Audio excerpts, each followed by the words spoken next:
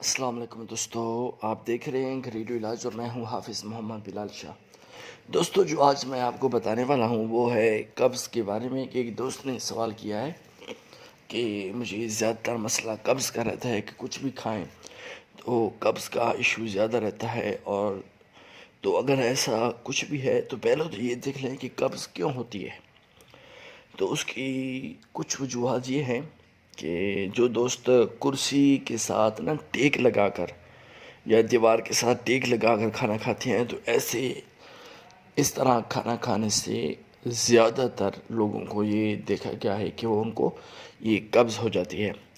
दूसरा, जो शख्स अक्सर औकात खड़े खड़े होकर भी खाना खाते हैं, ज़्यादातर आपने देखा होगा खड़े खड़े होकर लोग खाना खा लेते हैं, तो इससे भी कब्ज़ का अंदेशा हो जाता है।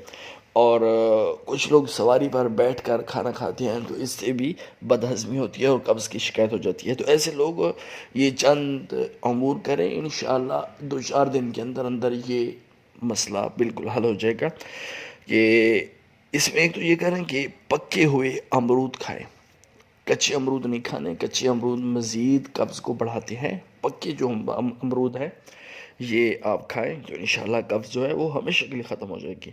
इसके अलावा साथ ये भी इस्तेमाल कर सकते हैं तो करें कि जिस दिन कब्ज़ हो उस दिन नहार मुँह नीम गर्म पानी पी लें, 1 गिलास से 4 गिलास तक। सुबह नहार मुँह उठकर, अभी ये तो वैसे भी पीना चाहिए, जितना ज़्यादा पानी पिएंगे आपको बहुत सी बीमारियों से शिफा मिलेगी।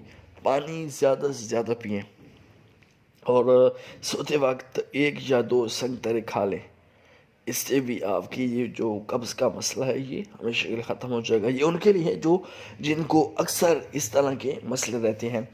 और अगर कभी कभी भी होता है तो वो ये खा सकता है, फ़ायदे की चीज़ है, नुकसान नहीं देती।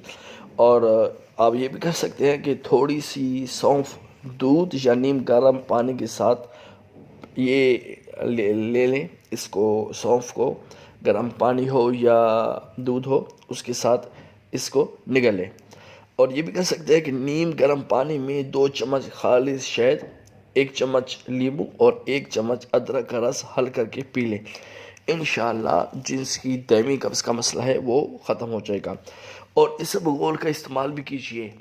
और एक बात ये ज़हन में रखें कि इसबगोल का इस्तेमाल अगर हफ्ते में 1 बार करेंगे तो वो ज़्यादा बेहतर है, या 1 से 2 दिन, तो ये कब्ज़ के लिए ज़्यादा बेहतर है। अगर आप डेली इसको इस्तेमाल करेंगे तो फिर वो फ़ायदा इतना नहीं देता।